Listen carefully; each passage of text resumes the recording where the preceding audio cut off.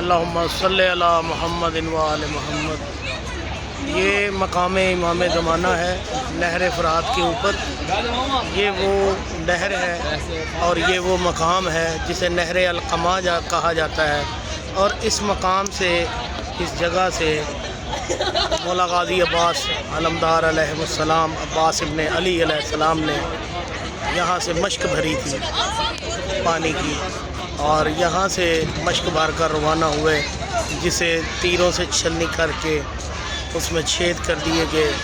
جیسے ہی پانی بہہ گیا مشک سے، عباس کے ارمان بہہ گئے۔